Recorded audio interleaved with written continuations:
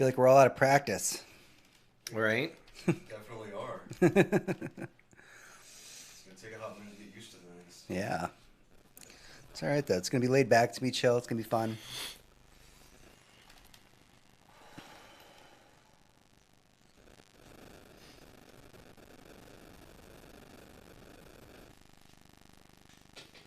Excellent. All right, mouse is on. So we're going to do entertainment, TVs, and movies first, and then we'll end with games, just because there's a lot of games on the list. Again, we're not going through every fucking game. We're just going to pick out things that we're excited about and kind of talk about that. So if I tried to pull up every little thing from everything that's going to be released this year, we would be here for 3 days. Oh, yeah, easily.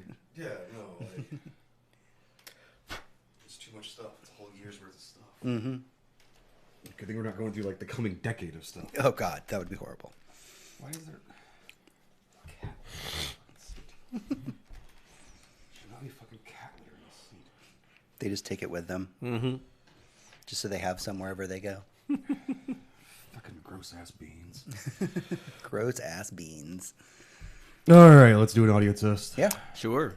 Testing the audio. Hey, Yay. audio test 1, 2, 3. Yeah, sure, All right. that's fun. Awesome. Excellent way to start the show. I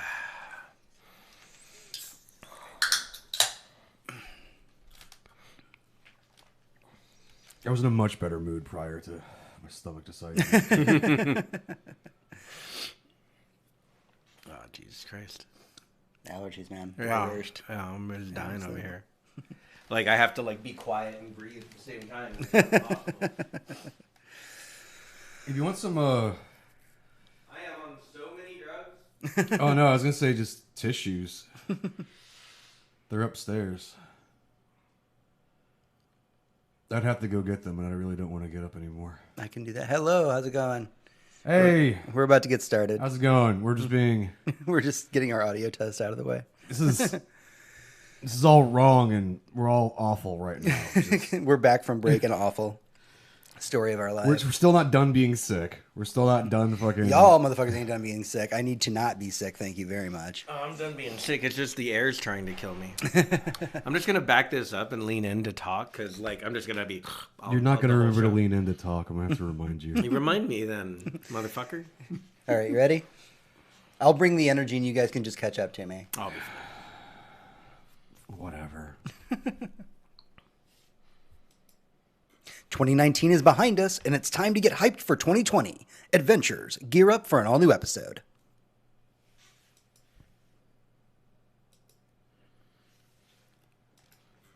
Greetings, adventurers, and welcome to the show. We are the Surly Nerd, your one-stop shop for geek news that might have flown under your radar over the last week. I'm your host, James, and with me is the producer, Hey.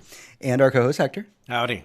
Everybody holding up okay? It's the first episode of the new year. No, it's the beginning of a new year, so everybody's sick and awful. Yeah, no, the air's trying to kill me. I just had the flu, and then the air decided to try and kill me today. You're just having like the worst week. Oh, yeah. I'm about to go And fight then a tree. And then I was like, go do a show with us. Oh, yeah. And you're like, oh, that sounds fine. Yeah, no, that sounds really good. All right. If you're new to our show, hey, welcome. This week, instead of the news, we're going to be talking about all the things in 2020 that we're excited for. Don't forget that you can keep connected with us through thesurlynerd.com, where you can follow us on all social media platforms and even donate to the show. Every penny donated goes right back into the show that we make for you every week. And also, before we get rolling, I just want to say a special thank you to our adventurers out there that have donated. We managed to get enough donations over the last year to be able to get a lighting kit for our studio. It'll come in eventually. So Yeah. thank you very much. That's what we're doing. Again, all the money goes right back into the show. With all that out of the way, everyone, let's get into 2020.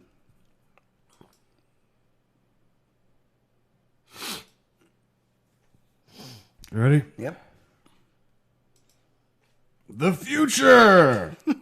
Okay, so before we get started, I do want to note here that we don't have really any comic book news listed for upcoming stuff, and that's simply because the nature of comic book news, other than the kind of week-to-week news releases that we get, that we usually talk about on the show, we just don't get notices that far out about what's coming down the we're not- turnpike. Yeah, we that's- usually, like, that's hey, stuff's this'll be out in like 3 a couple months. months ahead of time. Yeah. Like, I can guarantee some weird shit's going to happen around Halloween. Like, that's going to be cool. Yeah. Yeah. Other than that, I got nothing. But for those of you looking for a comic book to pick up right now, seriously, go to your local comic book shop, pick up Donny Cates' Thor #1. Oh, yeah. It is selling like hotcakes, but everybody is saying it's just like one of the best Thor runs, and it only has an issue out at this point. So Joe Hill's DC imprint just came out as well. that's true. Yeah, that's the Hill House Comics. Yeah, imprint. go ahead and So, grab that. I've heard nothing but amazing shit. I need to go pick up mine. Yeah. So let's jump into entertainment, man. So Yeah. it's a great year for movies and television, I think.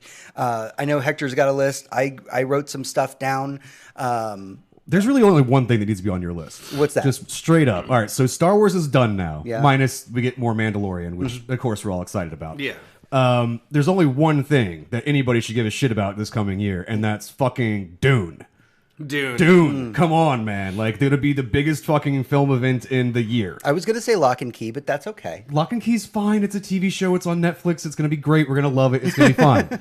I really hope The director, I can never that pronounce his Dune name. does well. I really honestly do. No matter... Dune is such hard Denis sci-fi. Villeneuve. I can never pronounce his last name. Fucking- Right. I you're love right. him. He's an and amazing he makes incredible director. movies, and people give him lots of money to do it. But Dune and then is- they make okay money. That's like the Blade thing Runner. is, we don't care because they are such cinematic masterpieces. Sure, but- I don't give a shit about how much money it makes. Sure, but the concept of Dune, the story of Dune, has been. They've tried to make it a few times, and it hasn't been successful so far. Truth. Yes. And by successful, I mean it hasn't reached the mass audience that Dune deserves to have reach. Yeah, well, it's very hard to tell a story about political intrigue whenever you realize in the third book that the hero that was in the first book is actually evil and bad and was the entire reason why society's gone to hell. So, like, it's hard to tell that kind of story Right. in a film where a lot of it's also cerebral. And if you can have a director that can tell a cerebral story in a visual manner, I believe that Denis can do that. Now, I believe that we live in a society. Just first off, we live in a Yeah. society. Theoretically, But it's so far- arguable at best.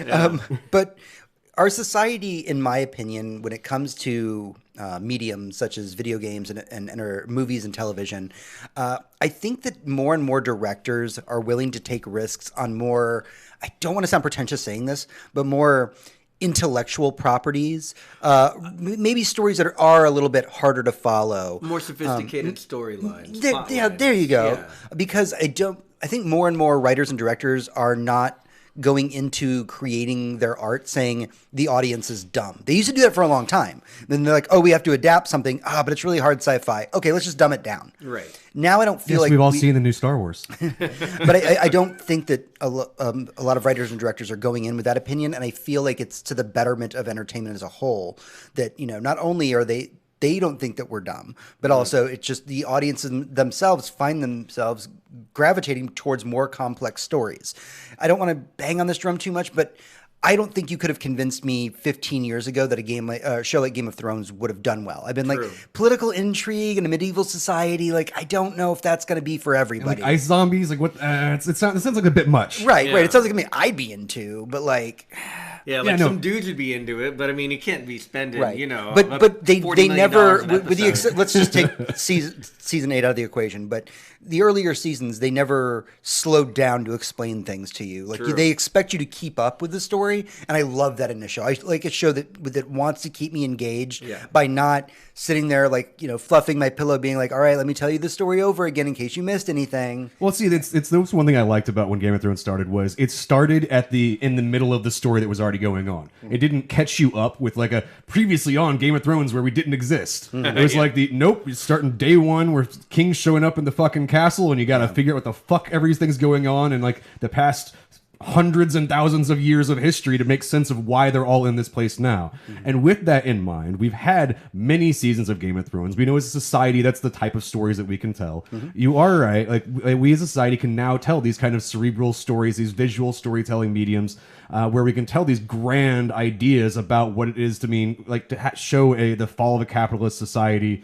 And I don't show think you I that- don't think the Expanse could have existed 10 years ago. no, Oh, never. Expanse couldn't have existed. That's the reason why I'm so excited about Dune. You have this coming from a director that everything he's made, I just watching go, holy fuck, this is gorgeous and some of the best storytelling I've ever seen, into one of the most complex, over-the-top stories of intergalactic politics and warfare that is Dune, and Right. combining that, we're getting it as the first book is two movies, which it deserves to be two movies. And Dune is kind of a double header too, because not only do you get more political intrigue stuff, a la The Expanse and Game of Thrones, you also get a lot more sophisticated storytelling in the realm of something like a Watchmen, where for some characters things are happening outside of time, and it's up to you to put that together.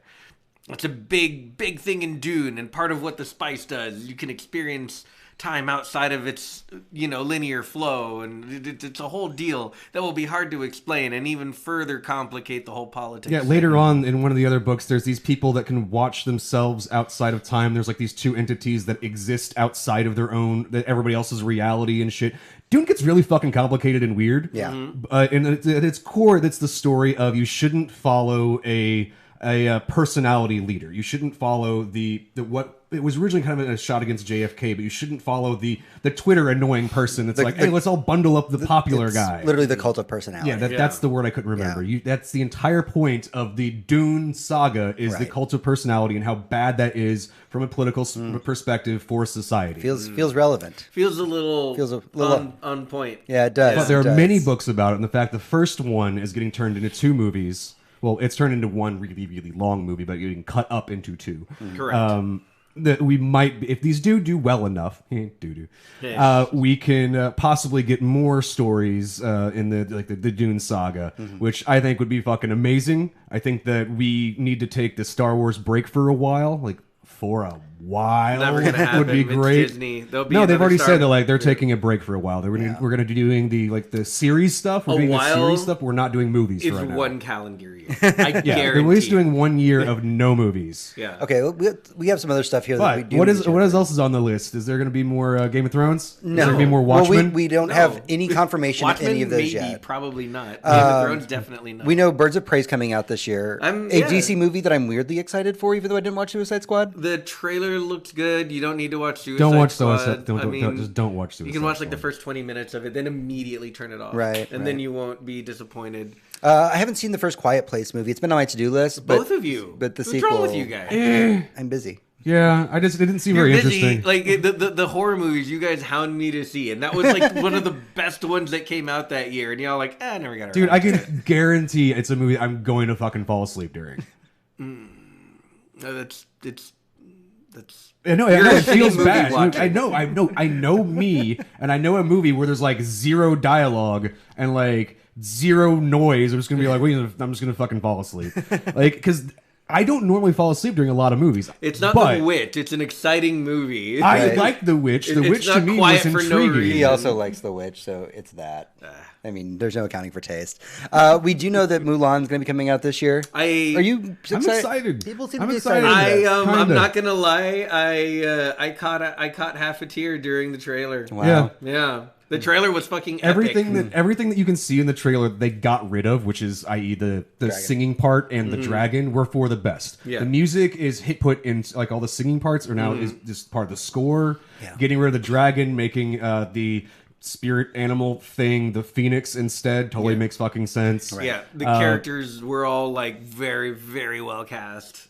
Yeah, I'm really looking forward to this Mulan because it feels like it goes more towards the actual story, like the historical story Mulan. And I believe that's what the idea was. Yeah, the idea was to go back to the original source material and not the Disney cartoon. I think respect as like a motto when you're making a movie might actually have been a really good thing for this one. Yeah, this is the first of the live action Disney remakes that I'm really excited for. I have yet to watch Lady and the Tramp, but I don't really want to. Yeah, that's the Disney Plus exclusive one that came out like the day, like the first month of Disney Plus. Couldn't give any shits, but like I also didn't see Aladdin. I did watch Aladdin or The Lion King. I did. So I watched saw Aladdin. Beauty and the Beast. I tried watching Beauty and the Beast. That was fucking awful. It was just so goddamn bad. The Beast was fucking horrible. His voice was bad. His design was bad. Everything about it was fucking awful. But we're all tentatively excited about Mulan. Yeah, Mulan's the only one. I'm like, cool. Which is weird because Mulan I hated Mulan. I thought there was You hated Mulan. God, you're just so bad with movies right now. Holy fuck. Okay, but we do know that something we are all excited for that we didn't think was coming out is New Mutants. New Mutants is actually coming out, guys. It has a release date. I don't believe it. It has a release date. It's coming out on April 3rd. At this point, with how much they've fucked with it, I kind of don't want to see it anymore. But now they're saying that they're going to just go back to the original cut. You know what? At Really? this point, Yeah. until my ass is in the fucking seats and like New Mutants, like the words come up on the screen, I don't fucking believe that it's coming out. Okay? Yeah. We'll see. I when will we buy get my to ticket it. and I'll be sitting there waiting and be like, cool, I guess I'm going to watch X-Men First Class again because that's what they're going to show me. Yeah. Okay, New Mutants, we're all wanting to see, but we don't know if it'll come out. Yeah. But we know the Black Widow's coming out. Oh yeah. The trailer's hit. My Takes ass in the place seat. during the snapping. Yep. Yep. And it's very Coining obvious that term. about that. Yeah, I mean, as you watch the trailer, it definitely has that kind of vibe to it. Do you think a Black Widow movie can succeed in a post-Endgame universe? It's inevitable. It will succeed. It's except for it's a It pre-in-game is movie. Thanos at this point. It doesn't matter about when the movie That's takes what I'm place. saying. Like you're We're saying, talking like, about post that film existing, Right. and I'm like, but it chronologically Sure. exists before. I that. get that you're being pretentious about I'm it. not being pretentious. I'm literally No, telling he's people just because a lot of being people are asked. confused because Right. they're like, "We're gonna get a Black Widow movie," and I'm like, and everybody else is like, "But she's fucking dead." Right.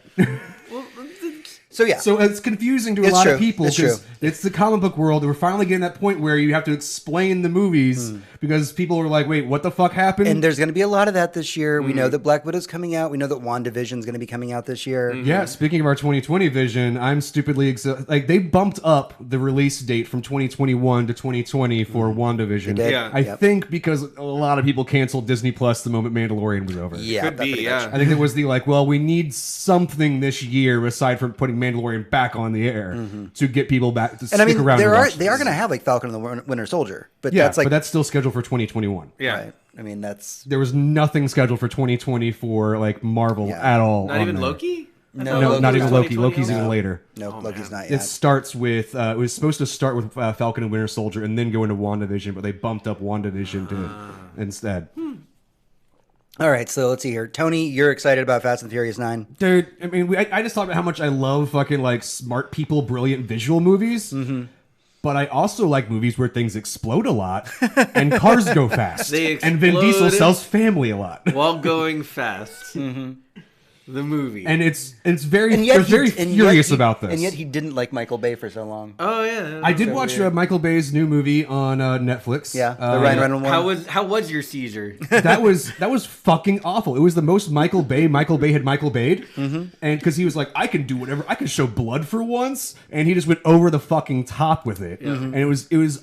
Oh my god, it's the worst fucking Yeah, experience. it was Yes, like it's super every- seisurey too. It's like keeps flashing shit on the screen. I'm like, this is worse than fucking Yeah. the I saw thing I this- can't talk about because it's a spoiler. I saw this really great critique of J.J. Abrams movies about how they have a lot of plot but no dialogue, and how they try and move the plot along during action scenes. Yeah. And so everything's moving very fast and you're going from one thing to the next. That's why a lot of people talked about the beginning of the new Star Wars movies as being a bit of a mess, or a little bit Confusing. a little too fast or confusing. Yeah.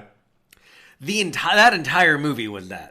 The literally start to finish, and it was a long movie. It was like 2 hours plus. Yeah, it was 2 hours and 8 minutes. Yeah, it was nonstop quick cuts and explosions, and like I guess they gave Michael Bay even extra Michael Bay money, because instead of just quick cutting to like two cars smashing together, he would quick cut to a close up of a guy getting smashed between two cars. Yeah. And like and like that was most of the movie. In the first action sequence, when they're not even finished explaining who the fuck the characters are, The credits had not rolled. Yeah, there are at least 5 different songs that play. Wow, that's impressive. I was sitting there counting because I was like, wow, we are just pounding through like the greatest hits of whatever fucking song Michael Bay was listening to when he wrote those 3 words. Yeah, Right. I mean, I could not tell you the plot to that movie. No, I could not give Ryan you a quotable Reynolds line from is Ryan a- Reynolds. Makes a magnet company, but he has to pretend he's dead, and some other people pretend that they're dead. You remember way more about the movie And than I do. I spent half the movie on my phone going, "This is dumb," and like trying to not look at the seizure that was fucking happening. Like it was, oh my god. Okay, can we get back to the coming Yes. year where maybe Michael Bay doesn't make shit for Netflix? Okay, so we mentioned earlier Birds of Prey that we're excited for. People here are excited for Wonder Woman? Oh yeah, very much so. Yeah, Wonder Woman 1984. Yeah. I didn't. Maybe. Seems fun. I Yeah. really hope it Theaters. doesn't third act itself again. Yeah. It's a 'Cause, DC you know, the- movie. Don't count on that. Yeah, no, It's it's, true. it's I pretty much mean- they all third act themselves. It's like just right in the end. There is Jordan Peele's Candyman that's coming out this year. Yeah, very excited. I'm stupidly excited about that. The fact that he's had Jordan such Peele made care. a movie this year. Cool, I'm gonna go see that one again. Yeah. Yeah, that's just. I'm happy with that. If he just keeps making a cool movie every year, or maybe 2, give him Yeah. a break every so often. Yeah. I'll be happy. There you go. people excited here for Top Gun Maverick? Oh yeah, No. No. I don't really give a fuck. I feel like it's too little, too late. It's it's very much just more of this. do I need to see Tom Cruise in anything ever? No. Oh, that's right. Tony hating things that are good again. Right. So the thing about Top Gun is the other movies that have done this recently have been pretty okay. The Rocky stuff, the Rambo We stuff. can go They're back- coming back to the old Yeah. genres. The fact you can Yeah. do a sequel many years later and it worked. We have multiple examples of it working over the past 5 years. Yeah. And they're okay enough to do one for Top Gun, and Top Gun is an incredibly expensive one, not just because of Tom Cruise, but because fighter planes. Right. So Yeah, you gotta get that U.S. government working with you, and they're gonna need all those planes pretty soon. so we have a lot of effort put into it, and Tom Cruise just doesn't sign on to projects he thinks are bad. So I mean, Does he? it should Doesn't he? No, There's never, not once. There's a few of them that have been really bad. really name them. This goes back to The Mummy just recently. That was fucking just an abortion on film. That was fucking awful. The Mummy was almost the beginning of a franchise, so I forgive him for that. It was the tip of something. He was almost Tony Stark. He tried so hard to make that movie good. So, but you were saying, Yeah. but Top Gun Maverick is kind of indicative of what we're going to be seeing a bit this year. Is that we're going to be seeing a couple other movies coming out, like Ghostbusters Afterlife. This is a sequel to a beloved film. Yeah, Dude, see you that can one? straight up look at this list and go 80s. Yeah, Like, I mean, people it's can't true. see the thing and you can't I hear mean, it on we the have, show. we have Ghostbusters Afterlife and Bill and Ted Face the Music coming out in Yeah, 2020. and then Dune. Yeah. So it's like, and the 80s. Right, Was there a Dune movie in the 80s? there was with Sting. That was the original Dune. That was what's the name of the director? I can't remember. Oh, what? But I mean, so we've got Top Gun Maverick, which we're not excited for. Reception to the Ghostbusters trailer has been positive. Yeah, I'm yeah. excited I about. know I'm going to watch it. I'm it excited looks- about I it. am so cautiously optimistic for that one. I'm cautiously wanting to see it opening night. Oh yeah. Oh yeah, it's gonna be first at least 3 days. I have to go see that. Yeah, definitely. Bill and Ted Face the Music, I feel like is it feels more like a passion project for Keanu Reeves than it is for the fan. I mean, it's still for the fans, but it also feels like it just he really wanted to. He just do wants this. to fucking Yeah. go back and like have fun with one of his older things that he can do again. So Yeah. he can't really go back and make another Dracula. Right. And fans have wanted this movie. I for mean, a I don't long know. time. You might be able to. Actually, BBC has a miniseries for Dracula going on that I'm going to be watching after this. The Stephen Apparently- Moffat one? Yeah, apparently it's fucking amazing. Yeah. So I'm going to be checking that out. No, dude, fucking Bill and Ted. Oh, come on. It's Bill and Ted. I want this. Yeah, I wanted more Bill Bill and and Ted. Ted. I remember watching the cartoon, and it was bad, but I watched it.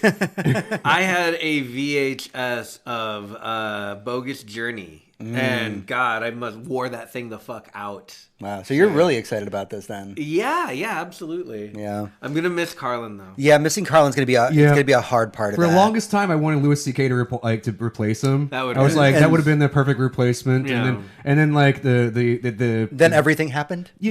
honestly, like I think maybe it's been long enough that he can come back. No.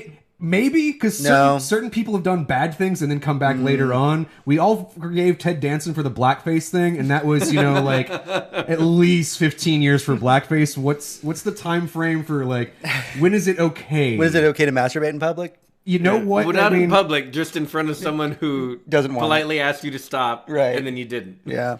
I mean, and then they left. we've all been mid boner. You're like, I can't stop this train. Okay, so The Eternals. Another Marvel film coming out this year, towards the end of the I'll year. wait for a trailer. I'm cautiously I optimistic. don't know enough about I them, think- but I mean, I know I'm gonna like the movie. I think The Eternals is possibly the boldest film decision for them to make since Guardians of the Galaxy. because pretty much the Eternals has failed as a comic book every time they've released It has. the Eternals. And it really is that same kind of idea of Guardians of the Galaxy. It's like you need to have a director and writers on board that really love these characters and can make them appeal to a mass market audience because they don't sell in comic form. The Guardians did not sell in comic form for a Yeah. long time. So I'm worried about the Angelina Jolie of it. Are we going to get good actress Angelina Jolie, which is very rare, or are we going to get stiff as a board, not very good, why is she even in this Angelina Jolie? Right. It's all about the material she's given. She's one of those actors, same as Nicolas Cage. Yeah. I mean, it's the same thing as her 100%. fucking dad. Her dad and her are very pretentious when it comes to their roles on what they feel is good for them, and they'll just show up for a paycheck and literally not act whatsoever. Sure. I mean, for a long time, I had the opinion that Brad Pitt could either show up and be pretty or show up and act. He couldn't do both simultaneously. And then Fight Club happened. And then Fight Club. You're like, okay, I guess so. I guess you can do both. And so, 2020 guys, opinions should be able to change here. We should be able to go to a DC movie and maybe say maybe this DC movie is good. We'll see with Harley Quinn. I mean, maybe they'll do something neat. Well, this is Birds of Prey. Yeah. The Harley Quinn movie's separate. Right. So this is the Birds of Prey, whatever Harley Quinn's fucking thing. That's this the same movie. That's the same movie. Okay, I thought we were getting two different ones. No, we were getting no. the Birds of Prey No, movie and then the Harley Quinn movie. It's called Birds of Prey, the something. Emancipation of Harley Quinn. Yeah, the spectacular or something Yeah. like that. Emancipation of one Harley Quinn. Yeah, so it's Too fucking long. So, I was on the impression that we were getting two separate ones and there was going to be another Harley Quinn movie coming later. No. Okay, She may be in something else later. I mean, she is going to she's on be a in cartoon right another now. Suicide Squad movie.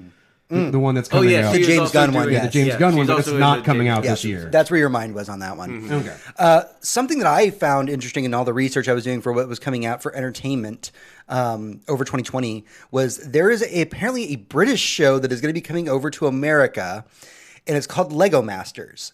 And it is a reality competition television series where teams compete to build the best Lego project.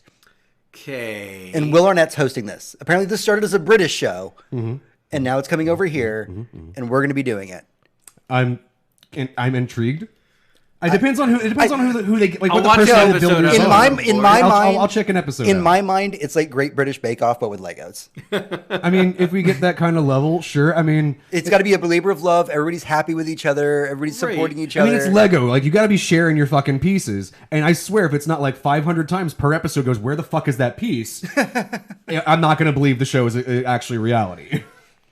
I thought it was fun. It's going to be cool. I'll check an episode out. All right. So we know said earlier, Lock and Key's coming out. Obviously, that's the number one show that we are the most excited for on this podcast in the history of ever. Out of Can't the wait for TV Lock and shows, Key. it's like Lock and Key as the new property. Mandalorian season 2. Yep. Because holy shit, just Mandalorian. Yep. Let's just have more of that. And Watchmen season 2. Maybe? If it happens, If we it have no happens. confirmation. It's HBO, and they like to take. Like, I'm hoping maybe I get the third season of Westworld this year. Theoretically. I've had a trailer for a year and a half now. But so I'm not familiar with the movie Snowpiercer, but I think You think y'all are. Snowpiercer's so fucking good. It's amazing. So you guys, what is the concept of Snowpiercer for audience? Okay, Trains. so okay, so it's the post-apocalypse, and the world is iced over, and the only way that humanity is surviving is on this one very, very long ice-busting train that just continues to go. And Travels around the world in this preset track. you really don't know where it's traveling. It's just going. And when you're inside, the concept of the train is you get richer. You get better and better off people the further you go towards the front of the train. Okay. And so you have this guy starting in the back and like making his way forward in kind of this like rebellion sort of thing going on. And then, they're wonderful movie, good sci-fi, starring Chris Evans. Action sequences set in very tight corridors. Right. And then just also If you're a fan of all the fight scenes in The Defenders, you're going to love this. And the movie does a lot of... It does a lot to make you understand what's going on at all times. For instance, because you're on a train, the movie's almost entirely shot like from the left, so that you know that if he moves to the right, he is heading towards the front of the train. Okay. And that's always the scene you're getting basically, and it's always set up in that direction, so you know where they're looking forward. Or Yeah, looking think about it back. like the side-scrolling video game. You're always going in one direction. Right. And if you deviate from that, it's backwards. Right, So- and there's really the movie makes a big point of like there really not being anywhere else to go. Like you're just moving forward, and the world and the like economy and the education system on the train is all explained very well through like little snippets of just the world building here. Yeah, and the there. world building just through dialogue Yeah. and the visual representation on the screen tells you so much about the history of this place. Kind of like John Wick. Yeah, Yeah, and it's then very everything has similar, its own culture, and you're like getting it, and you're like, whoa, whoa, that's a little fucked up. Just as you walk by things, it's super. So cool. it's going to be getting its own television show that's coming out this year. Do you feel like right. this is a movie that would work well in a long form television show format? I'm not sure. The movie was very much cut and dry, but I mean, the train had obviously been going for a long time, so that does Right. sound interesting. No, it's Snowpiercer's. It's one I'm interested to see the first episode of. And, I'll probably give it 3 episodes. This isn't something that I don't think could last multiple seasons. But then again, it could expanse it and just go like, fuck it, here's this crazy ass world that we're going to give you more and more information about. They could. So that could be. 'Cause I'm not we don't know. familiar with the lore at all, or if it was a book before it was a movie. I believe that was a book first, yes. Okay, I just know it was a great movie. So we know that Robert Kirkman's Invincible is going to be coming to Amazon. It's going to be an animated, R-rated animated feature. Neat. Cool. I'm on board with that. That's exciting. Dude, as long as we get second season of The Boys again this Yeah. year, Yeah. hopefully. Theoretically, yes. That's Theoretically, I we're think getting that that. is on the docket. Yeah. So as long as Amazon keeps knocking it out with the like, hey, we're going to make our own comic book shit, but for adults. Yeah, we know that Moon Girl and Devil Dinosaur, the animated series, is going to be coming to Disney Plus. Falcon and Winter Soldier is still tentatively scheduled for 2020, but we don't know how that's going to do with them bumping up WandaVision. Right. Doom Patrol is going to be coming back. Oh, thank God. We know that there's that new weird Saved by the Bell sequel that's coming out. Is it okay? Is it like still just like a YA after school show? It's like I guess I don't know. I don't know. It's very dark. We talked about it on the show like months ago, where like Zach Morris is like the mayor of the town and basically like gentrified everything. So all these kids end up like going to Bayside that would have never been there before because he's basically a giant piece of shit. That's right. That's right. Yeah, and a bunch of the original cast is supposed to be coming back, and like Okay. it's an all new Saved by the Bell thing. It seems an interesting idea. I like it. I would like it to be maybe a little bit Twin Peaks-esque. Okay. Like this very weird world. You're like, what the fuck is going on? Why are they talking to the wall? Like, like what the fuck is going on with this shit? You've described Twin Peaks pretty perfectly. Yeah, like I think that maybe we get that in this, and it'd be kind of pretty cool. Let's see. Who the fuck knows? Why not? It's Yeah. fucking 2020. Nothing makes sense anymore. Anything goes at this point. And we do know that the last thing that I had on my list to talk about very briefly was just that both Lucifer and Glow are coming to an end this year. Oh, that's super sad. I love both of those shows very I mean, much. it makes sense though. Yeah, it does. Lucifer, Netflix brought it back just to kind of Lucifer's like good let to it have a go. good ending. Yeah. Glow literally had an end date. Like the show stopped Yeah. being made. They have Yeah. to end the show. I could probably watch Glow forever. Yeah, So, no, it's yeah. seriously one of the best dramedies Yeah. that Netflix has made. It's like Orange is New Black. I think actually Glow is a little bit better than Orange is New Black now. I could agree with that. Yeah. Yeah. So that's everything that I've got on my list for all the entertainment stuff. That's all the big movies, TV, and that's not counting all the usual suspects, like all the CW stuff that obviously we're excited for and all Yeah. that good stuff. So let's jump a little bit into video games, because this is going to be a big year for video games, I think. Obviously, just before we get any further, we know that new consoles are right around the corner. Yeah. This world. Yeah, this year. Yeah, for sure. a year from now, we will be possibly playing a Xbox Series X and a PlayStation 5. Yeah, Right. I'll be at home playing Bloodborne 2. Fingers crossed. Fingers crossed. Please, Bloodborne 2 happen. You'll be like, come record the podcast. I'll be like, no. I won't Rape be, spiders. I won't be recording the podcast if there's Bloodborne 2 out. And we obviously can't go over every single game that we're excited for in 2020. But I wanted to just pull out some really cool stuff for us to kind of just touch on a little bit. There's some really weird stuff starting in like just this month, which is like they've got like the Mega Man Zero ZX collection that's coming out. Oh, yeah, on like yeah. the 21st. Final Fantasy Crystal Chronicles Remastered Edition. Yeah, that's That was actually really neat. which was I believe a GameCube only game. Yeah, it was a GameCube Final Fantasy game. It was 4 players. You could play cooperatively, but you could also play with just one of you. It was a little bit isometric like you see nowadays with games like, let's see, what's a really good example of this? Link's Awakening, like the new Yeah. one that just came out for Okay. the Switch. It was like kind of Yeah. that kind of top down. But like 4 players could get in there. And you could use like Game Boy Advances. You used your Game Boy Advance, you plugged it in with an adapter to the controller port in the GameCube, and that's just how you had 4 players playing at once with a second screen for their stats in their hand. And you had them... What a weird concept that Nintendo would never use again.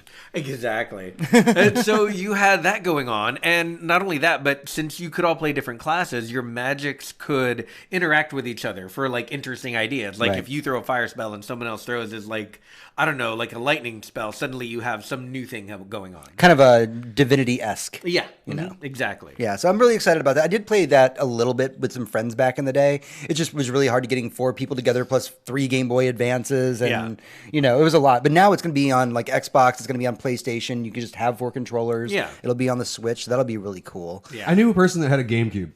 I had one. I had one. I knew nobody that had the fucking the DSs or whatever. Like nobody gave a shit about that. They're like, hey, let's play Final Fantasy. We're like, no, let's just play GoldenEye and be done with it. Like that's all we're gonna fucking do, guys. Yeah, no, I have my GameCube. I still have the. It's the only console I ever put stickers on for the console. I got well, it just felt like a toy. Well, it did feel like a toy, but I specifically got the Lament configuration from Hellraiser. Oh, nice. And so it's just my GameCube looks like the puzzle box. Let's see, what else do we got going on here next year? So we have Yakuza 5. Oh, yeah. Right?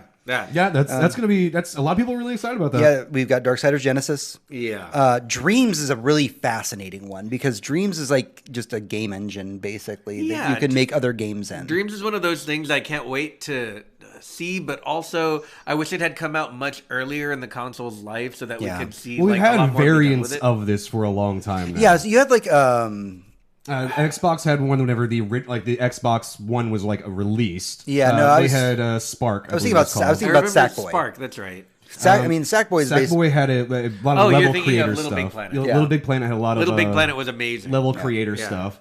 PlayStation showed off their virtual reality sculpting thing a long time ago. That was Dreams. That was eventually became Dreams because that was the one I was like, this would be really cool if it ever comes out, and it finally is coming out now as Dreams. And people who already have Dreams have done shit like they've already remade PT. That was like the first 5 minutes of people who had like the beta of Dreams. They're like, so this guy remade all of PT in Dreams, and I was like, oh. That's the legacy that we're going to have from here on out is every time a new game engine that gets released to the general public, it's going to be like, how fast a PT? Yeah, exactly. Did y'all watch the video where the guy got outside into the map? Yes. Oh, it was so cool. I can believe there was that much of the town Yeah, in the there. town's like huge. Yeah, that was absolutely insane. So this is something that, like, while I'm excited about Dreams, it should have come out earlier. Yeah. But I'm also afraid it's going to do the exact same thing that Project Spark did. Like, 10 people are like, a lot of people are really excited about, but 10 people are actually going to make shit, and that's going to be it. Yeah. No one else is going to do anything with it. It comes down to accessibility, though. When you talk about these game creator programs, it all comes to accessibility. There's a reason why RPG Maker is as popular as it is. It's very point and click. Yeah. There's a reason why Super Mario Maker is as popular as it is. Because you can just sit down, point easy and to click, use. easy to use. If Dreams has that simple to learn but complex to master kind of interface, I think that you'll see a lot more things come of it. So that was the problem with Project Spark. It was very complex. You Right. could make some super in-depth game systems depending on what type of game you wanted to make, but you had to have already had an idea of being a game designer to begin with. You couldn't just go like, well, I'm going to make a Mario level in this. No, you had to know how to actually design a Mario level beforehand. Yeah. You couldn't just plug the fucking cloud in and have it function. Speaking of, for our audience that needs random trivia in their podcast, the most recreated video game level anytime a new game engine comes out has historically always been Super Mario Brothers World 1-1. They just think that it's the perfect level because it explains everything to you without ever explaining anything to you. And people just have so many memories of it that any new game creator that wants to create something, that's always the first thing they built. Well, it had the perfect jump, it had the perfect gravity, it had the perfect fight mechanic to it, where you had to jump and squish the thing. Yep. Everything to it was just, it was so simple, but if you fuck with the variables in it, you jump too high and you take too long to land, and there's certain things you can get wrong very easily. So if you can perfectly recreate that in something else, it shows you how good that system is. Yeah, absolutely. So, I mean, in March, we have the Final Fantasy VII Remake, which I think that like 5 people are interested in, right? Yeah, I mean, we'll see if that Part one sells one well. of like the 17 million part Final Right, Fantasy right. VII remake. Like, No. that's the thing is everybody's excited about for it, and they're like, "We're gonna get Final Fantasy VII coming in March." And you're like, "No, you're not. You're getting 5 minutes of Final Fantasy 17 in March. The other 5 million hours of gameplay are locked between 3-month windows where you have to pay an extra $60 per fucking expansion." None of that is true, by the way. Don't think any of that is a fact. Right. I'm expecting it to one release maybe on time. The second part to probably release on time. The third one to not release on time. I'm going to say, and then my prediction is that Final Fantasy VII Remake will be 15 to 20 hours max.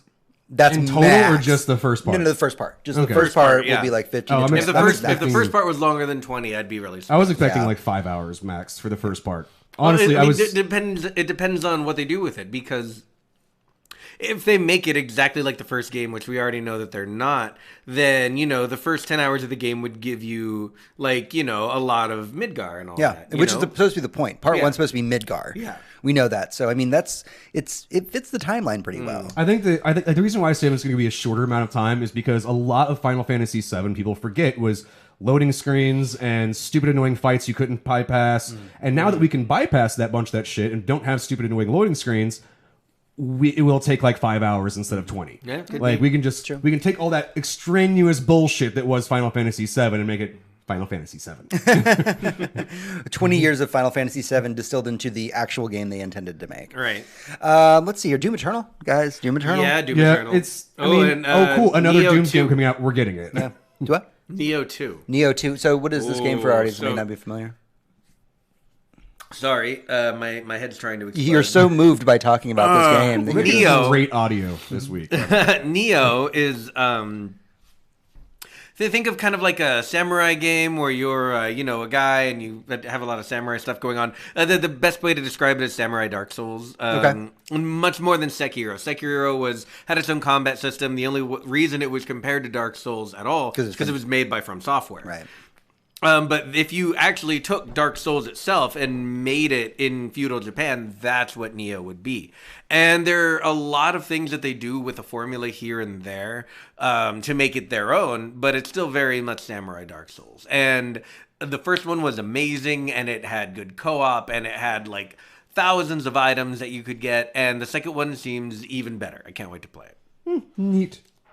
Doom Eternal, I am stupidly excited. Yeah, no, like Doom Eternal, like I still go back and play Doom at least once a year for like at least 5 minutes. Yeah. Just so I can like log back in and be like, hey, what's going on with Doom? It's the same game I stopped playing last year. Yeah. And I just keep, like, I just load into random level and then kill monsters. Yeah. The game that has everybody excited for 2020, obviously, is Animal Crossing New Horizons. Oh, yeah. I know some people that are ridiculously excited for this game. Mm-hmm. I mean, is it a game that I'm excited for? No. It's a niche game. But my friends that love Animal Crossing, I'm really excited they're finally getting another in their franchise. Yeah, I definitely. It's great and for you know them. what? I enjoyed Animal Crossing back in the day, like again GameCube, because we had my GameCube in the house. We had like 4 people living with us at the time, and so everybody had their own town, and so you'd like log in every day, and we'd all like leave notes for each other and stuff like that. So it was like That's fun. funny. It was not only the community that existed within the virtual world, but it was like all of us living in the apartment, sending each other games and notes and things. So it was a lot of fun. That is cool. So I am tentatively excited for Persona 5 Royal. Just so you can play it again? See, here's the problem. Did they just make a harder level of Persona 5? I've platinumed I was gonna Persona say, 5. I was going to say, and why do you have to platinum this one again, James? And I'm like, that's 200 hours of my life that I dedicated to Persona 5. And so, and from what I understand, in the history of Persona, this has happened a few times. Persona 4 came out, and then they made Persona 4 Golden, which added a bunch more story and some new characters, and added more to... Just side missions. It was more to make the game feel a little bit more fleshed out. And the only Persona 4 that I played was Golden on the Vita. Okay. So that was my takeaway from it. And so I've seen the trailers for Persona 5, or for Persona 5 Royal, and I'm like, this looks good, and I want to go do it, and I'm interested in the content, but am I willing to pay the amount of money that Yeah, it this is? is another $60 for the game you already paid $60 for. Right. Because that's like a hard no for me. Right. Like if you can say it's an expansion pack and that my New Game Plus DLC will transfer over so that I can see the new story without having if to they I like... am surprised they don't give you the option to just add this to your current installation. Yeah, well, Yeah, we don't see, that's know what- anything about it if, yet. If it does that, if it's like, hey, you already own this game, $20, you get all this new story shit, then like, fine, get it. It's fucking great. It's additional story for you to play. If it's $60 and you have to play the same thing you already played, but now it's got extra shit in it, no. Why would I do that's that? a lot. But for people that have wanted to get into Persona 5, this is the edition. This is the final edition. This is all they're releasing. This is the... Contrary to the other ones where they had the absolute whatever Game of the Year Persona edition. Persona doesn't do that. Persona does like 2 editions. They do like OG and then like final extra content done. That's it. But in April, we're getting Resident Evil 3 Nemesis. Yep, and for anyone who played Resident Evil 2, it's probably arguably the best remake of any video game ever made. Which is impressive considering people considered the original Resident Evil remake that was done on the GameCube. The Resident Evil. Was like, it was like hands down the best remake ever made. Right. And I would put this one above that. I really would. Wow. Because I was a huge fan of that one too. Having played original Resident Evil and GameCube Resident Evil and original Resident Evil 2 and Resident Evil 2 Remake. Resident Evil 2 Remake... Fucking Sorry, amazing. just like hearing this is like, I bought this game a lot. I have to like it. I bought both of those games multiple times and loved it every time. Yeah. I don't think there's ever been a Resident Evil. No, I can't say that. There have been Resident Evil games that I've played that I did not like. Fucking There's 6 a lot was, of Resident Evil games. that are Okay, awful. 6 was basically an abortion. Okay, I haven't fully judged 6 because I haven't played through all of it, but I didn't. A friend and I tried to get through I don't Resident think Evil anybody 0. played through 6 completely.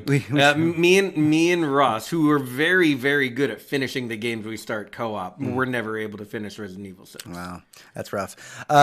Hector, it's your time. Yeah, because in April of next year, April of this year, This- holy fuck! As you know, as long as I don't get drafted for World War III, I'll be playing Cyberpunk for the month of April. Right. And probably most of the month of May. So the rest of the year. yeah, so from about April 15th to like June 1st, I'll see you guys June 1st.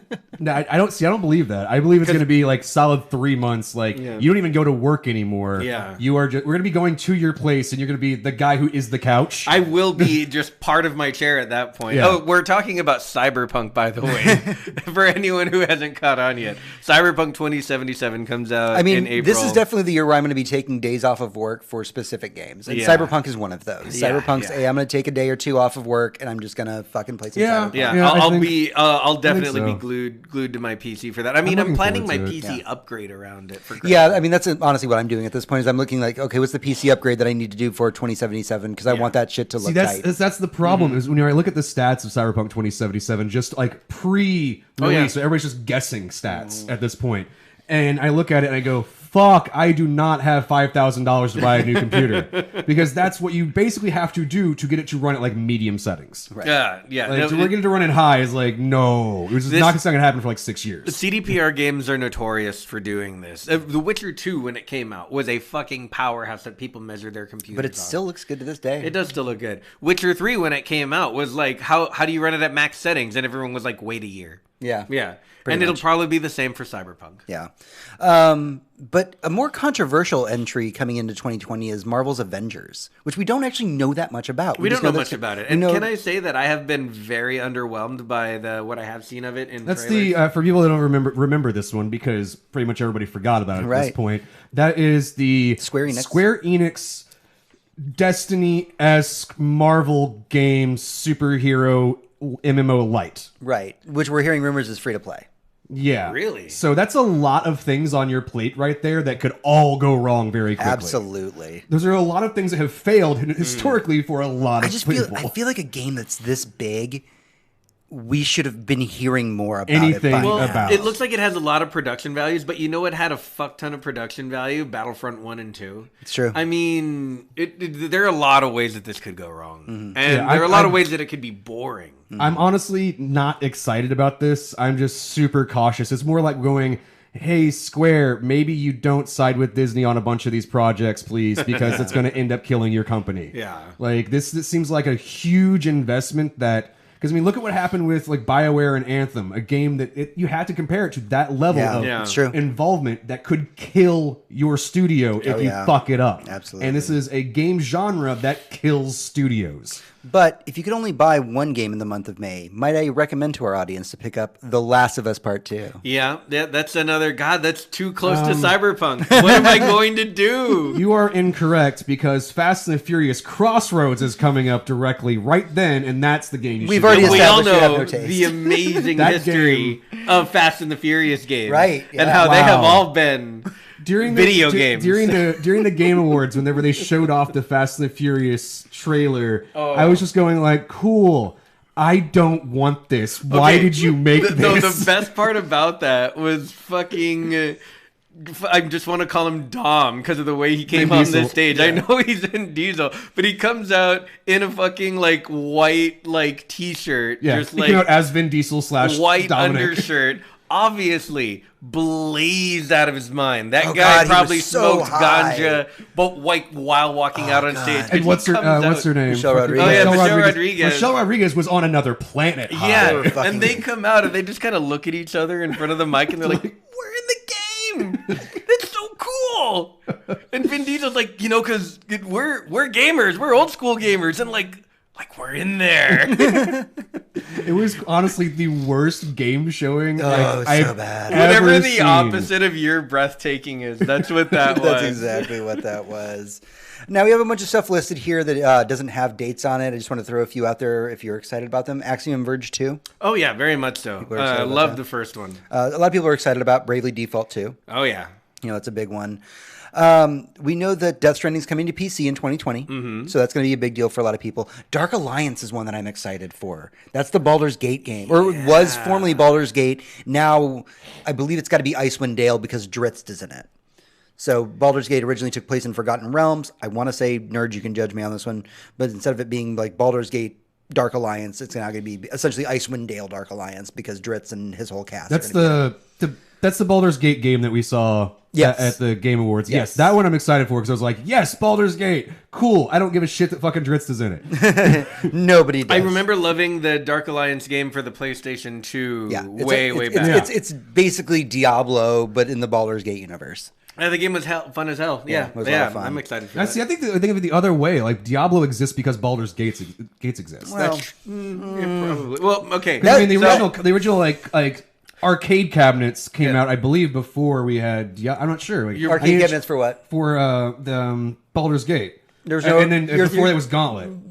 Baldur's Gate is not an action game. No, I'm Baldur's talking Gate, about the 4 players. You choose your guy. That's you gotta Gauntlet. Yeah, no. Gauntlet. And on the PlayStation 2, that was Dark Alliance. Yeah, that was Dark Alliance. Dark Yeah. Alliance was basically a complete takeaway of Gauntlet, which was I was wrong. So it's Gauntlet was the precursor to all of Diablo. I feel like this is a very deep conversation. We could dedicate an entire section It's to. like a whole But episode. we need Where we to- actually have facts and numbers have in front facts of and us. numbers, Instead of yes. us just trying to remember We need our childhood. character sheets for this shit. Do we actually know if Elden Ring's coming out this year, or is this still in the ether? I don't think we know much about Elden Ring at all. I know we all thought at the Game Awards we were going to see things about it's from software. Remember when that they were announcing that first PlayStation 5 game, whatever, with the armor and shit? I was like, oh my god, it's Elden Elden Ring. Ring. Yeah, And then it you totally say it out loud. wasn't. It was not that at all. Nope. It was, and then they were like PlayStation 5, and I was like, Elden Ring on PlayStation 5? Cool. Oh, no, it's called God's. No, never mind. We do know What the fuck is that? We do know that Ghost of Tsushima is coming out this year. Yes, we do know that. Yep, sashimis. That's a pretty, Yeah, pretty excited sashimis. about that. I'm gonna just call it that forever now. Sashimis. Thanks for that. Sashimis. People are tentatively excited for the Half-Life Alyx. It's a VR game, but it's like the first VR game that has people talking. Really, I know that I want to play that really badly. Do you really want to spend at least $300 on buying a fucking VR I don't, headset? and I don't have room for it. Where am I going to hook that shit up to my PC in my bedroom? You guys have seen my room. I can imagine you just on your bed, Yep. I'll fucking swinging, I'll fucking do it if it's Half-Life 3. just bouncing on your bed, be like Half-Life 3. That would make that VOD, and we're I gonna would share it with you we're gonna live stream you bouncing on your bed playing Half-Life. Tony, are you excited about Halo Infinite? That is if it's a launch title for the new console. How We're here- That is we're a here. big if. I mean, we haven't had a Again, this feels. I know that E3 is right around the corner. We're going to get a lot of these answers Yeah, soon. this is- but it feels Yeah. like there should be more information. I At this really point. don't think Infinite's coming out in 2020. See, that's the thing is like I don't either. Like Halo Infinite as a launch title for the Xbox Series X sounds amazing. And you but know I what? just don't imagine And because the it's been a while since they've had a Halo game as a launch title. The reason that I said it, I don't think it's coming out in 2020, is because we haven't seen any gameplay yet. We haven't seen a single frame. They have- not so much as a screenshot They've of the actually game just yet. released 2 screenshots like a week ago. Okay, were they like of the game being played, or were they of like some NPC talking to you? Or A something? lot of it was Or there's worlds. like a they were still- they were showing like world stuff. They actually showed still you how environment. big the ring was, Right. And you're like, "Fuck!" If that's the gameplay, like that's an entire ring. I'm just worried about the Right. concept of it because this is sounding a little bit more Halo's trying to become Destiny and not this is a Halo game. Oh, are they? Did That's they just- release I'm- some things like they're expanding the scope of the game or something? Well, They're saying it's supposed to be fairly large in scope but have a lot of players playing simultaneously, and it's starting to sound. Yeah, and the one thing Okay. they also mentioned was that they said if you liked the armor system from Reach, you are really going to like what we're doing with Infinite. Right. Which means a very customizable armor system, but none of that was stat based. It was entirely just make your character look however you wanted. Right. Until you got the samurai armor and everybody just wore that. Right, but you're talking about the multiplayer, right? Because in the single player for Reach, Do we know any of that. Do we know if there's a single player? We have no answers. See, that's the reason why everybody's so excited about this. We know nothing about. We're like, there's a Halo game that we know nothing about. Yeah. Yeah, that's fair. Yeah, but also that saw a that ring doesn't and that's always it. work out. Yeah. But I don't think it's going to be a launch title, mostly because I think it was only Halo 2 was the last launch title that we've got from a console generation. So I think it's going to be a year afterwards. They're going to let the console come out, let it marinate. Yeah. And then we're going to get that. This is the reason why you get it afterwards. Do I wish it was a launch title? Because that is going to be an instant buy. Like that's the reason why people buy a fucking X. Because they're like, new Halo game. We said if they could announce fucking Bloodborne as a launch title for PlayStation 5, it's like, nope, that's it. Day one. Day one purchase. Done. Done. Absolutely. And I think that maybe Microsoft realizes that, and they might have to up the game. They're like, hey, we will put out maybe a simplified earlier version of Infinite out, and then if it is a game like Destiny, do these constant updates, because we know they've been knocking out the park with that with the Master Chief Collection, and how they're handling it on PC. They're just constantly updating that shit. So maybe they can. Guys, why am I weirdly excited for a League of Legends game? I don't know. I don't. Because that League of Legends Wild Rift game that we saw at the Game Awards. Which Yeah, ones? yeah, we you're saw talking about- 17 League of Legends games. You're Those talking the about Wild the Rift. little single player. Yeah, the campaigns? single player ones. It looked That does fun. seem cool. That Yeah, does seem cool. I mean, there were right? there were 17 of them. Yeah, but and, like if and, like 3 of them, I was like, those are cool looking. They games. have the opportunity for there to be 200 But, of but, them. but if so- you throw like a $20 to $30 price point on one of those, saying like here's a very self-contained like 8 to 10 hour single player experience that tells you the history of the world of League of Legends, I'm like, I'm kind of on board with that. yeah, that sounds I fun. was expecting $10 a fucking game. I mean- I was not expecting much coming from them. Right. I was expecting them because think the League of Legends by itself is free. They have to get a way to get those of us that are like, I'm not going to even pay for League of Legends. Why would I Right. pay for this other thing? We'll see.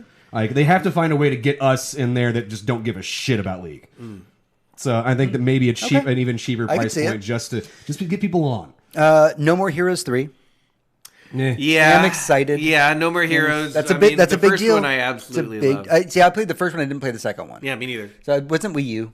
That's probably why. That is why. And I had a Wii U. I didn't care. Yeah, that's it's sad. It's just sad. This is only for me. Phantasy Star Online 2 is coming out. I have signed up for the beta. I'm waiting for them to give me my beta. I'm happy to look at it when it comes out. That's all I got. I am glad for it's, you. Yeah. It's on PC, right? Honestly, if So, yeah. if I need to go pick up our streaming kit, and if when it comes out, if I get into the beta, if they let us stream it, like I will absolutely set up streaming times and just play Phantasy Star Online while people watch. Yeah. I mean, it'll be boring as shit for most people, but I will be having the time of my life. Yeah, if it's on PC, I mean, I'll definitely take a look at So it. it's opening up. The first beta codes that are going out are going to be for the Xbox, and then after that, they're going to start talking about who's going to be getting into the beta for the PC release and everything. Yeah, I mean it makes sense because I think Xbox is the one that gave them a shitload of money to just go, hey, do the thing, right? Yeah. I'm stupidly excited for the Samurai Showdown Neo Geo collection. You just totally because- skipped over like the one game that I'm fucking most excited about for this year. Thank you very much. Oh, what is that? Psychonauts 2. Oh, I'm sorry. I thought you were excited for Project Sakura Wars. Shut the fuck up. No, Psychonauts 2, dude. It's you get to have your fucking Phantasy Fantasy Star, yeah. Star. I get to have my Psychonauts. It's true. These are games that both of us See, individually give a much fuckload of like cares about. when you're talking about like you don't believe that a certain movie's coming out until your butt's in the seat and you're actually Psychonauts watching 2 it. does not exist. I don't believe that Psychonaut 2 is happening until it actually is it's in my physically hands, in the house. like until it's like installed and I'm like pressing A and it's like, oh shit, there's an FMV. It's not going to because actually Psychonauts 2 exist. is supposed to come out for like the last 3 years. It's been a journey, okay? It has been, absolutely. But you know what? Much like Journey, don't stop believing, okay? I'm really excited about Psychonauts 2. It is going to be a game that I'm going to be spending a fucking just solid week probably live streaming or just playing and be like, what he's like, I don't know, just Psychonauts. Yeah, it's been 'Cause- in what was it, like Indiegogo or something is how they funded it, and it's been believe and that was so. like 3-4 it years was a ago. long time No, ago. it was the one where you purchase stock in the company, I think. I think or in I'm the pretty game. sure we were in the No. early days of doing our podcast when it very first started being talked about. Yeah. Yeah, that was whenever before Notch got completely bought out by Microsoft Yeah. for like $4 billion or whatever. Yeah. It was before then when he was just making millions upon millions. Whenever they're like, "Hey Notch, do you want to like sponsor Psychonauts 2?" And he's like, "I'll give you like $100K and that's it." And you're just like, that's not how much it makes video games, motherfucker. Yeah. I mean, Psychonauts 2, again, excited for it. Don't know if it's coming out or not. What else do we have on this list? God, such an extensive list. So I was saying Samurai Showdown Neo Geo Collection. Yeah, that seems fun. I'm excited about that one just because I played a lot of Samurai Showdown as a kid. And so going back and playing like the old ones would be a lot of fun. Yeah, I can agree with that. So that'd be pretty exciting. I mean, that's your throwback evening. That's your throwback evening. Like you can just put it on and be like, hey, I'm going to play this game for a little bit and then put it back down. The System Shock remaster. Yeah, that'll be fun. I'm super excited. And I think I'm excited for the System Shock remaster because I don't know if I played the original System Shock, but I did play System Shock 2. Right. And while it was, I think a lot of people didn't play original System Shock, and it doesn't hold up at all. It doesn't hold. Even 2 doesn't hold up. It barely feels like a video game System Shock one these days. But it's a system that is the second one at least. It's very broken. Oh yeah. It's very difficult. Like when I think of difficult games, I think of like System Shock 2 and like the original Marathon. Yeah, and like think that level of like how hard. ambitious a game System Shock 2 was when it came out. Yeah, so I'm excited about that. That'll be a lot of fun. Streets of Rage 4 is definitely everybody come over, we're going to order pizza and have drinks and play fucking Streets of Rage. Yeah, that's honestly a one evening. Right. Like I'm just not going to... Yeah. But past that one evening, I wouldn't be playing it. I know that I'm really excited about Vampire the Masquerade Bloodlines 2. Of course. I was already excited for it before, but the fact that they pushed it back is even more important to me. Because if you look into the history of Vampire the Masquerade Bloodlines, so much of that game was broken because of the time constraints that they were under. Activision was pushing them. They had to make a certain street date. And it was brutal for everybody who worked on that game. There's a lot of sad stories that came out of the development of that game. Literally people that like lost their like jobs and like went into depression because they were working on it. Yeah. But they loved the product so much. And the fact that they were being given the time, the money, the resources they need to make Bloodlines 2 the game that it needs to be makes me hopeful because I knew that Bloodlines 2 would never be what I expect Cyberpunk 2077 to be. But I wanted it to be something that I loved as much as I am going to love Cyberpunk, if not more because I love the Vampire the Masquerade license so much. Right. And it being given this love and care that it needs to grow and develop, I think is very, very important. I think more game studios need to have that. That's one thing that I'm hopeful for in 2020 is that we get less of these news stories that are coming out that are about like, oh, this crunch time is horrible at this studio and everybody is sick and everybody's depressed, and more things like, hey, we all got raises and got, some extra vacation time and got to make the game that we wanted to make. I want more hopeful video game development stories in 2020 and less horrible things. Yeah, more video games that look like a labor of love rather than, we put a bunch of developers through hell for the last 8 months. Right. And then when I talk about a labor of love, or when you talk about a labor of love, it doesn't even mean that it has to look like Cyberpunk. No. A game like Hollow Knight, you could tell is a labor of love. It's not about how the game looks. It's about it's about how the game feels. And if the game feels fleshed out, like every detail was poured over and then poured over again just to get you to notice like a detail in the world and be like, oh, man, yeah, they really nailed that. Yeah. That's the kind of feeling you get, and you do get that from Hollow Knight. You absolutely get that from games like The Witcher 3, and you get it just looking at Cyberpunk, and you totally get it looking at Vampire the Masquerade, because that kind of game, looking at the gameplay that I've seen, I mean, they're saying that the newest demo that they just showed off to people is so vastly different. Even though it hits the same story beats, they're like it just plays so vastly different than it did that first E3 that it was shown. Okay, good, yeah, because that looked a little wonky, but I knew that was still very early days.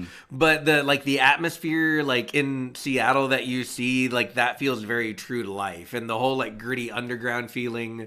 Well, I remember we were working together watching one of the trailers, and you've lived in Seattle. Oh yeah, and you were talking to me, and you're like, I recognize every spot that they're stopping at in this game. Yeah, it was fucking awesome. So they're putting a lot of effort into the world and into the environment, and I already they have a lot of my love. I can't wait to see what the game looks like when it comes out. Yeah, and I mean, obviously they're not CD Projekt Red money, but yeah, well, I think that we're going to have two great 0451 games this year in both Vampire the Masquerade Bloodlines and both in Cyberpunk 2077. And one of the really cool things about Vampire being pushed back, because originally it was like right before Cyberpunk, is I'm pretty sure they're going to push Vampire back towards the end of the year, and that means we could really bookend our year with 2 amazing 4051 games. That's very true. Like, that's Ooh. so fucking cool to think about. That It's is these cool. immersive sims that we get to spend all this time in their worlds. Yeah, and just drop yourself into that world and be like, well, this is where I live. Yep. So as we wrap up the show, I did forget to mention real quick. Of course, Warcraft 3 Reforged is going to be coming out, and I'm loosely excited about that. I would really like to play Warcraft 3. I don't really again. want to pay for Warcraft 3 again, but you know. I have a lot of nostalgia for playing that game. I'm not sure I would even still like it because I haven't played an RTS I enjoyed in several years. But Yeah, it's kind of like I would install it and play it for like 20, 30 minutes, be like, I remember why I like this, and then be done. yeah, but I am looking forward to giving it a try again. Yeah, and I'm an RTS fan, and going back to the old school is great for me. I mean, I'm in the middle of Fire Emblem right now. But So. the other thing though is about Blizzard reforges, remakes. The upres that they did for StarCraft and shit like that. They look okay. That's true. I mean, They never blow my socks off. yeah, I mean, when you saw like the StarCraft Reforged or whatever, it looked good, but yeah, I mean, it's more just tweaking it, making it look a little bit modern, because they know Yeah. that they don't want to deviate from the original art too much, because True. that's away from what people loved about it. Like, if you make StarCraft 1 look more like StarCraft 2, people don't want that. They want it to look like StarCraft 1. They just want it to play a little bit tighter, have the graphics be up-resed a little bit. I mean, Just modern features, not necessarily a modern look. yeah, exactly. So yeah, I'm excited for Warcraft 3. Just to get it, to play it. But you know what? There's other stuff that I want Blizzard to work on. They're just not at this point. Yeah. So that it is what it is. So we've kind of gone over our big list of stuff for 2020. What are your? You don't get Overwatch 2 this year? We don't know. We have no We've idea. Never been given a date on that. And I'm pretty sure everything we saw at BlizzCon last year won't be out until 2021. So Yeah. It's Okay, probably- Like, at that's the fine. earliest. I mean, like, I was kind of excited for Overwatch 2 just because I wanted to play some story shit. Yeah, I mean, I'm absolutely excited for Overwatch 2 if we know when it's happening. Yeah, But, when like, they I'm when, also when they were not talking excited for about Overwatch Diablo 2. 4 and they said not soon, not even Blizzard soon, I was like, oh, so like 2025. Yeah, pretty I, much. I was Okay. actually like 2030. All right, 10 years from now we might get that, because you have to think about like not Blizzard soon for a Diablo game. Yeah. Right. Is at least an extra 10 years. So that's our big list of 2020 stuff that we're kind of excited for, stuff that we're going to be playing and watching this year. I just want to do a quick roundtable.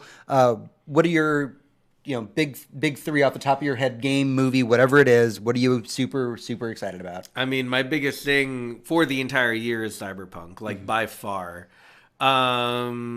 Let's Yeah, see. it's Cyberpunk. I think that's all three of us, right? Like Yeah. Cyberpunk's Yeah. on our list. Yeah, 100%. Like that's probably the one game that we're all three the most excited for.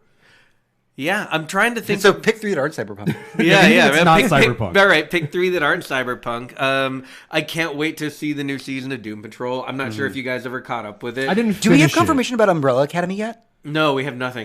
There is a we know season it 2 is. that we will know eventually season 2 come will out. happen. Right. Eventually. Yeah, but it. I can't wait for season 2 of Doom Patrol. The first one was just so much fun and so out of nowhere for me. And probably it's last season because the way the streaming platforms are going yeah. with DC. So enjoy what you get. I hope that it's just as fun as the first season. So Yeah, and as far as other games that I just can't wait to get my hands on, yeah, Last of Us. Last of Us. Yeah, that's the other one. Yeah. Yeah, that's my big takeaway. And I'm mostly looking forward to E3 more than I have in Right. a long time. That's true. Yeah, This E3 E3 with is the- going to be great. we've already gotten the announcements of both of the new consoles. But Yeah. we're finally going to we've already seen the fucking Xbox. I was Yeah, like, we wait, we saw can the actually finally Xbox. see. I was like, no, we've seen the Xbox. Yeah. We finally get to see the not weird That space was a, alien that thing was that a is the PlayStation smart, 5. Yeah. That was a smart move on Microsoft's. I've been thinking about this since we watched the Game Awards. I was like, why would you announce the console at the Game Awards? Because that way you don't have to spend time doing it during E3 and you can just show Yeah, you're games. just like, this Yeah. is all right. You just show off the power like at E3. You're Yeah. like, instead of just showing like, oh, look at how pretty and square and fucking the monolithic it is. Yeah. You can just bypass all of that shit because you already had that conversation. You get to go, these are the specs of it, and these are all the fucking Something games that I are thought coming was an out. originally dumb move, I actually think is a really brilliant move. Yeah, I mean, a lot of people were like, "What?" Yeah, everybody questioned it, but getting rid of it, throwing that part away. Yeah. Sony's been doing that this entire time. They've been leaking so much information, but by the time they actually announced the PS5, we were like, "Yeah, so when's the PS6?" Because we already know about this shit. Yeah, they've always been leaky. They've been leaky about everything. They are the worst boat ever.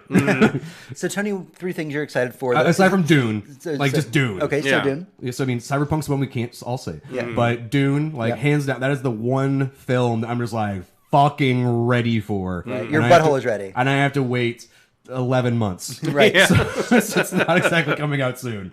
I'm looking forward to all the Marvel stuff that's coming out. That's gonna be it's gonna be another great year for films. I believe that 2019 was probably the best year that we're gonna have for movies in a long time. Yeah. I'm just hoping that 2020 can keep that level because I've seen I some of my think- favorite movies of all time this year. I think Yeah, I've seen a lot of 2020 great for movies this year. so I think that 2020 for Marvel is going to be a big risk. Mm-hmm. I think this is a make it or break it time because we are now post Endgame, and all of us had this conversation after Endgame was over with, whether or not Spider-Man was about Phase to 4 come is out. done. It was like, what comes next, and is it good enough to keep Marvel going the way that it was? Will Black Widow and the Eternals carry that weight? Can Falcon and the Winter Soldier carry that weight? Can WandaVision carry that weight that we had when we walked out of Endgame and said, I don't even know if I want to catch Spider-Man in the theater because I'm so just You're just exhausted. exhausted from 22 movies that I've already watched. Yeah, and then having Spider-Man come out the next month or something. Yeah, I mean, know, there's it's- a lot. It has been a lot, and I don't think we've reached that fatigue level yet. Mostly because what we're going to be getting from the Black Widow, it's another spy movie, but more like a family spy movie history Right, thing. right. It's, Yeah. it's just going to be its own unique piece. So it's not going to be held by the previous stuff that exists around it. We finally get a fucking Black Widow movie. I mean, we've been maybe Yeah. needing that Right. 10 years ago. It only took Killer to do it. Yeah, so it's going to she's dead, so now she gets her own movie. I don't know. I think one of the most interesting things about the Black Widow in the MCU has been that we have a very complete, complete is the word. I only needed the one. A very complete character arc from beginning to end with the character Black Widow, and she was never in her own movie. Sure. Yeah. We know where she started. Same thing we with watched her. Yeah. Hulk. Yeah. Her and Hulk both got these great character arcs. We watched her grow up. We watched her from the very beginning, the early Shield stuff. We watched her through the rebellion phase. We watched her through the just getting shit done with Captain America phase.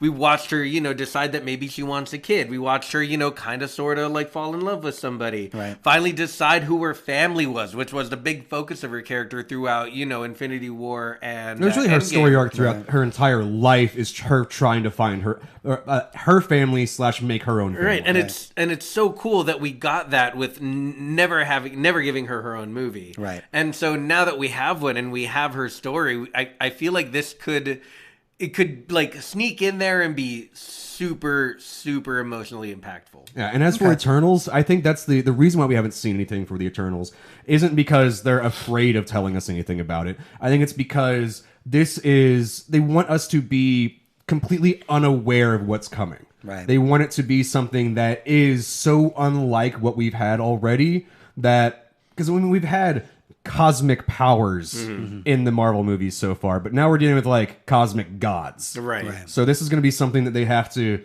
show us a new, something completely new for Marvel. All I think know that's about gonna be cool. the Eternals is Kumail Nanjiani looks incredible Jesus, now. that Good man Lord. should not allowed to be that ripped. Right? Oh, yeah, he's too funny He's to supposed be that a hot. kind of pudgy funny guy. Yeah.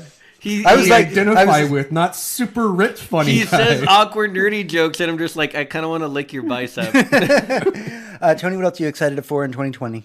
If Psychonauts comes out, Yeah. I think it's going to be great. Oh yeah, Bloodlines, I'm looking forward to spending a good week playing that. Yeah. Overall, I think that I'm I think curious it's gonna be a I'm fun- curious to see what clan you're going to pick first. I don't know. I haven't seen what even clans are available yet. Yeah. I've just been going. I haven't looked at really anything. I watched the first trailer thingy and went, "Cool." I'm waiting for more information. It'll be pretty interesting. And overall, I'm just kind of I'm excited for the year ahead. There's going to be some fun games. There's going to be some awful fucking disappointments. There are going to be some of these movies that we were really looking forward to. They're going to be really bad, Yeah. and we're going to have to just deal with that. Yeah. And it's going to be it's going to be a fun ride. That's is. what I'm Yeah. most looking forward to is the ridiculous ride. So for me, I'm going to make it real quick and easy. Lock Saved and by the Bell. Lock and Key. yeah, Lock and Key. Super excited Not about Saved that. by the Bell? Not Saved by the Bell. I'm tentative, but not my big three. My big three are honestly a sandwich. It's Cyberpunk, then you bookend it with Bloodlines, and you've got Lock and Key right in the middle of that. So we're Lock and Key squeeze coming out right first. in. Right, but those are my big three. That Doesn't like Lock just and Key come out relatively now soon? we said it comes out in like February. yeah, Oh, but we Jesus. said that we can't say Cyberpunk because we all agreed Cyberpunk. all agreed So Cyberpunk. the other end of that sandwich becomes The Last of Us Part 2. Yeah, of course. That Okay. right there, that's my perfect year in And gaming. then, like once you entertainment. play Just- Last of Us Part 2, you can just take your PS4 and put it on a shelf and be like, "You're done now. Now I don't need you. You've been so good to me. I love You so played these games, and now you can go away." Yep. So I do have one last question for the panel, and it's a bit of a cheesy one that I came up with just off the top of my head. These are not serious. You get to pick one. What is your nerd resolution for 2020? One, I don't do One resolutions. nerdy thing that you would like to do in 2020. Whether Oh, it be like not something like we need to fix, like no, something no, we just want. not a fix. So something just you'd a- like to, maybe something you didn't get into and Yeah, you didn't did, get or... to maybe you didn't get all the achievements in a certain game, or maybe you didn't get around to playing a certain game that you wanted to play. See, too, I see or... that saying out loud means I'm not going to do it because I've said like I wanted to do more live streaming and just Well, live don't stream dedicate shit. yourself to something. Like I could say I'm going to platinum all my games. I'm not going to do that shit. Yeah. Because that was my initial answer. Was like I want to do more live streaming, and I'm like I'm super not going to do that. Right, but I know me. We need you to do I that. know we need me to do that, but I know me, and I know I get like fucking weird about sitting there quietly with nobody watching me. It's fucking strange. It could be something super simple. Yeah, I think I'm going to try just as a nerd, just as I move forward in the stuff coming out, especially when it comes to a lot of the new concepts that are coming out of like comics lately, at least for me. And I have started creeping into the TV and movies is to just, be less cynical about shit. Yeah. Especially when it comes to stuff that I've been burned by. Because we've all seen things that like weren't so good become a little bit better, like with the most recent Star Wars game. I mean, made by EA, sure, but I mean, it was a great game made, for good reasons. Yeah. And yeah, I mean that was a good thing. So maybe try and give EA a chance when it comes to certain things, or maybe try and give DC a chance when it comes to movies. We'll see what they make this year. I don't feel like shitting on them for the sake of them being bad in the past is really valid anymore. Mine is kind of almost in the same vein. Is going back and giving things a chance that maybe I didn't earlier in life, maybe because of my own personal opinions or just cynicism about it. I've never really watched honestly, one of the big ones is I've never sat down and watched any of the Star Trek original, not the original series, but the Next Generation. like Next Generation. I've never sat down. I'm like, that might be something that I didn't initially like, that I might. Now that I've gotten older and a little bit wiser, that I want to go back and maybe try that out and see what all the hype was about. Because I had a certain opinion growing up about it, and maybe going back and seeing it now would make me change that opinion. Societies are dumb. Well, yes, they are. That was what I said when I was 16 and still hold to it. If The Expanse has taught me anything, it doesn't work. Well, it doesn't work, and nothing about Star Trek is utopian. It's all very much cowboys. Right. Tony, what about you? Weirdly, mine's gonna be just go watch more fucking movies. Yeah. I've already started that, and that's the thing is like with resolutions, things you want to do, you have to start ahead of time. Yeah. And I've already put like a good 14 of them into my pile. So I'm looking forward to. I really want to hit. Alamo Drafthouse has their the Commandant level. Oh, yeah, you where wanna you hit- want yeah. to see over 30. I think it's Commander. Commander. Yeah. Oh, have you hit Commandant? Yeah, I've already hit Commandant. Oh, yeah. So Commander is... I'm the second highest tier already. Which And- I have been several years running before I ever had the pass. However, the difference between Commandant and Commander it's like 30 movies. right. The way to a get lot. Commander is within one calendar year if you have seen 50 movies at the Alamo Drafthouse. That's practically one a week, which is doable with the pass, obviously. Yeah, with the pass, it's Without it's it, way cheaper. monumentally expensive. Yeah. All right, so that's everything that we have for the show this week. This is our big 2020 episode. It was very laid back. It was super chill. It was meant for us to have some fun. We want to know what what things are you excited for in 2020? What games do you want to play? What's your nerd resolutions? Yeah, what are your Yeah. nerd resolutions? Please let us know. Tony, where can they find us? Facebook.com/TheSurlyNerd. Like, share with your friends. Twitter's @TheSurlyNerd. You can tweet us nerd resolutions or whatever the fuck a hashtag for that bullshit is. Yeah. Somebody make one up. Not the one I did. Okay. We got info@thesurlynerd.com is our email address. Surlynerd.com is our website. Donate there. Donate on twitch.tv/surlynerd. Live Mondays, 7:30 Central-ish. We're not going to be doing it this Monday because this is the episode we did for Monday, but we recorded on a Saturday because James is going out of town. We'll be back to you next Monday, the following Monday, not this Monday. And we'll be doing the actual news. It's the actual news and not a year in review, unless you want us to do more years in review, but you have to choose what year we review. Yeah, I'm Unless thinking like we've been 1810. drafted. You went 1810. I was gonna go with 1633. Yeah, that was a good year. That was a good year. Things happened. Yeah, plaguey. Yeah, Plaguey. yeah, a lot of those things. All It right, had a bit of the plague. that's everything we have for the show this week. Until next week, for Tony, this is James. For James, this is Tony. I'm Hector. Adventurers, good night. And good game. There we go. There's the stop button. Fucking Ghost of Tsushimis. God, that's good.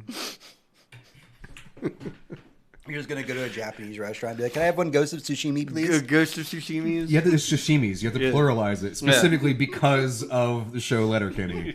There's an entire bit where Squirrely Dan is trying to not pluralize everything the way he does, but everybody else is pluralizing everything the way that he does. Yeah. Specifically talking about Japanese food. It is very funny. Thank you guys for sticking around. We really appreciate it. Thanks for coming Thanks, in. guys. I don't know who your rapper is, and I don't care. So, goodbye.